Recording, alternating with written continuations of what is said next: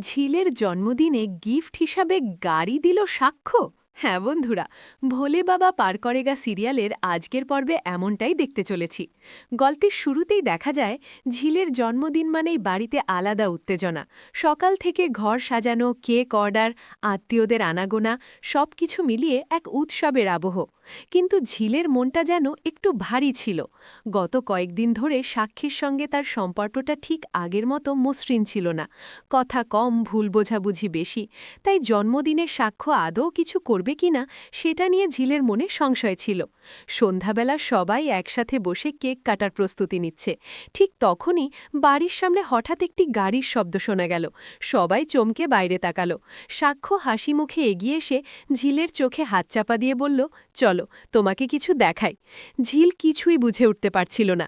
কয়েক সেকেন্ড পর চোখ খুলতেই সে অবাক হয়ে গেল। বাড়ির সামনে দাঁড়িয়ে আছে একেবারে নতুন ঝকঝকে একটি গাড়ি। মুহূর্তেই ঝিলের চোখ ভিজে উঠল। সে ভাবতেই পারেনি এমন কিছু হতে পারে। সাক্ষ্য ধীরে গলায় বলল, এই গাড়িটা শুধু জন্মদিনের উপহার নয়, এটা আমার পক্ষ থেকে তোমার প্রতি বিশ্বাস আর ভালোবাসার প্রতীক। কথাগুলো শুনে ঝিল আর নিজেকে ধরে রাখতে পারল না।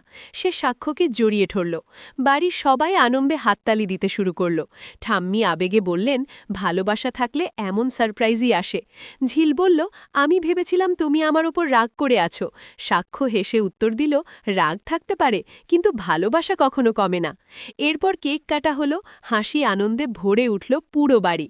গাড়ির চাবি হাতে নিয়ে ঝিল অনুভব করল, আজ শুধু জন্মদিন নয়, তাদের সম্পর্কেরও নতুন শুরু।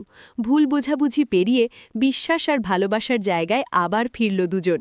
ঝিলের জন্মদিনে স্বাক্ষর এই গিফট সবার কাছে হয়ে রইল এক স্মরণীয় মুহূর্ত, যেখানে ভালোবাসাই ছিল সবচেয়ে বড় উপহার। আবার দেখা হবে পরের ভিডিওতে। ততক্ষণ ভালো থাকুন, আর ভিডিওটি ভালো লাগলে অবশ্যই চ্যানেলটি সাবস্ক্রাইব করতে ভুলবেন না।